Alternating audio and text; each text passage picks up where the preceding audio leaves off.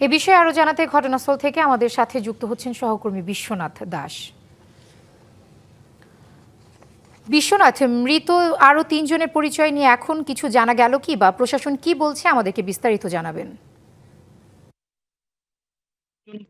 যে ৯ জন মারা গিয়েছে তার মধ্যে ৬ জনকে শনাক্ত করা সম্ভব হয়েছে, যার মধ্যে জানা যাচ্ছে যে ৬ জনের মধ্যে একজন ভারতীয় এবং ৫ জনই কিন্তু বাংলাদেশের বাসিন্দা ছিলেন, যার মধ্যে ৪ জন কুষ্টিয়া এবং একজন ঢাকার বাসিন্দা। বাকি ৩ জনের কিন্তু এখনো পর্যন্ত শনাক্ত করা সম্ভব হয়নি। এবং প্রশাসনের পক্ষ থেকে ইতিমধ্যেই যে রাস্তা সকাল থেকে কর্ডন করে রাখা ছিল বা ঘিরে রাখা ছিল তা কিন্তু ইতিমধ্যেই সাধারণ মানুষের জন্য যানবাহন চলাচল স্বাভাবিক করে দেওয়া হয়েছে। এই মুহূর্তে আমরা আছি হোটেলের ঠিক পেছন অংশে, এবং এখান থেকে কিন্তু সকালে সেই উদ্ধার কাজ কিন্তু করা হয়েছিল এবং একের পর এক অগ্নিদগ্ধ মানুষকে বা যারা আহত হয়েছিলেন তাদেরকে কিন্তু এখান থেকে নিয়ে যাওয়া হলো। এবং এখনো পর্যন্ত কিন্তু এই স্থানে এই দমকল কিন্তু রাখা রয়েছে। এবং আমি ঠিক হোটেলের ঠিক পেছন অংশে এই মুহূর্তে রয়েছি, এবং এই যে হোটেল দেখা যাচ্ছে, এই হোটেলের মূলত যে ৩ তলা, সেই ৩ তলা অংশেই কিন্তু আগুন লাগে এবং তা কিন্তু পুরোটাই ছড়িয়ে পড়ে।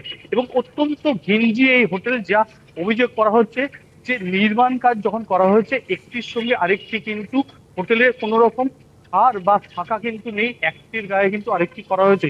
এবং যে বিধান মানার কথা, অর্থাৎ স্বাভাবিকভাবে হোটেল ব্যবসা করতে গেলে যে বিধান মানার কথা তা কিন্তু এখানে কার্যকর করা হয়নি, এবং প্রশাসনের পক্ষ থেকে সেই জায়গাটাই কিন্তু উঠছে। ইতিমধ্যেই যেটা জানানো হয়েছে যে অগ্নিমিত্রা পাল ঘটনাস্থলে এসেছিলেন এবং তিনি কিন্তু জেনেছেন যে যথাযথ তদন্ত হবে। ফরেনসিক দল এতে নমুনা সংগ্রহ করে নিয়ে গিয়েছেন এবং প্রশাসনের পক্ষ থেকে পুলিশ আধিকারিক তদন্ত করছে। একটি শুভমত কেস শুরু করা হয়েছে, অনিচ্ছাকৃত খুনে মামলা রুজু করে তদন্ত শুরু করা হয়েছে। এবং হোটেলের যারা মালিক বা কর্তৃপক্ষ রয়েছে তাদেরও কিন্তু খোঁজে তল্লাশি চলছে বা তাদেরকে ধরে জিজ্ঞাসাবাদ করা হচ্ছে। নগদ নিয়ে এলো হার না মানা হার অফার। সর্বনিম্ন ১০,০০০ টাকা রেমিটেন্স নগদে পাঠালে থাকছে স্বর্ণের হার জেতার সুযোগ। আমরা এখানকার স্থানীয় বেশ কিছু ব্যবসায়ী বা মানুষের সঙ্গে কথা বলার চেষ্টা করেছিলাম, তারা যেটা জানাচ্ছেন যে বেশ কিছু হোটেল এখানে রয়েছে যারা কিন্তু নিয়মের কোন রকম তোয়াক্কা না করে এই রকমের কাজ করে থাকে। অধিকাংশ হোটেল ব্যবসায়ীরাই কিন্তু তারা কিন্তু নিয়ম মানেন, তাদের নিয়মে থাকলে কিন্তু তার মধ্যেও থেকে কিন্তু এই ঘটনা ঘটে গিয়েছে, যা স্বাভাবিকভাবে এই অঞ্চলের কিন্তু হোটেল ব্যবসায় একখানা বড়সড় দাগ বা প্রশ্ন চিহ্ন কিন্তু তুলছে। এখন দেখান প্রশাসনের পক্ষ থেকে কি আসে। আপাতত যে ৬ জনের নামের তালিকা এসছে তার মধ্যে ৫ জন বাংলাদেশি রয়েছে এবং একজন ভারতীয় রয়েছে, এবং বাকি ৩ জনের শনাক্ত এখনো পর্যন্ত হয়নি। আর কিছুক্ষণের মধ্যেই তাদের ময়না তদন্ত শুরু হবে এবং তারপরে তাদের মরদেহ তাদের আত্মীয় স্বজনের হাতে তুলে দেওয়া হবে। এবং যারা আহত হয়েছিলেন তাদেরকে সকলকেই যদি প্রাথমিক চিকিৎসা করে ছেড়ে দেওয়া হয়েছে এমনটাই তথ্য উঠে আসছে। আপাতত এই রয়েছে আমার কাছে সর্বশেষ তথ্য। বিশ্বনাথ, আপনার কাছে আরো জানতে চাচ্ছিলাম যে মরদেহ দেশে পাঠানোর বিষয়ে কোনো তথ্য আছে কি, আর ক্ষতিপূরণ দেয়া হবে কিনা সে বিষয়ে আমাদের জানাবেন। দেখুন, ক্ষতিপূরণ দেওয়া হবে তা বিষয়ে কিন্তু এখনো নির্দিষ্টভাবে কোনো তথ্য দেওয়া হয়নি। তবে সরকারিভাবে ক্ষতিপূরণের ঘোষণা করা হবে এমনটাই কিন্তু জানা যাচ্ছে।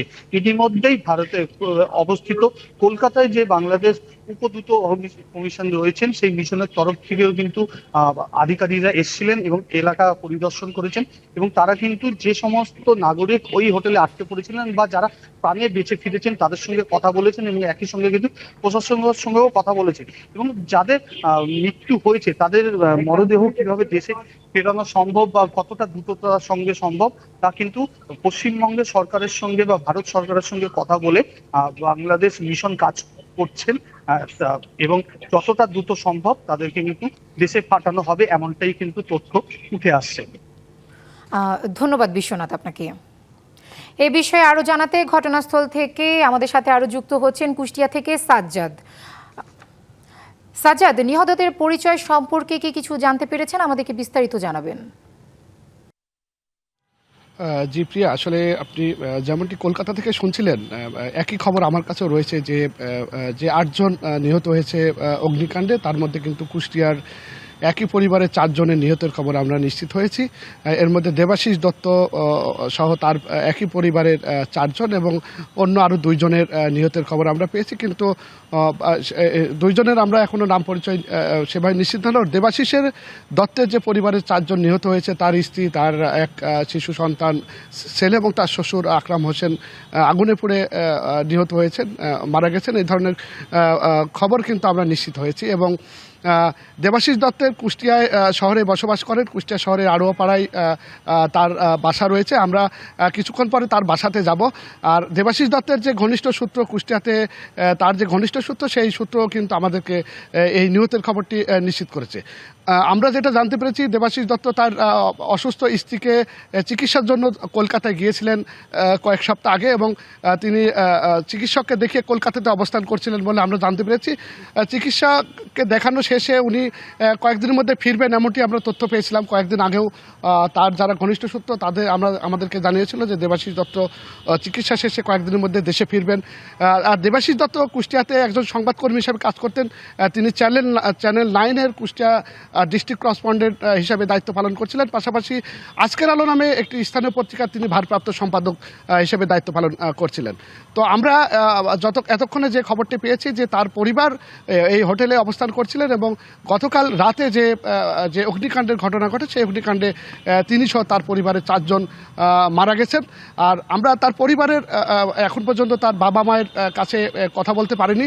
আমরা কিছুক্ষণের মধ্যে তার বাবা মায়ের সাথে কথা বললে আরও বিস্তারিত জানতে পারবো বলে আশা করছি। তো এই ছিল আমার কাছে সর্বশেষ। ধন্যবাদ সাজ্জাদ।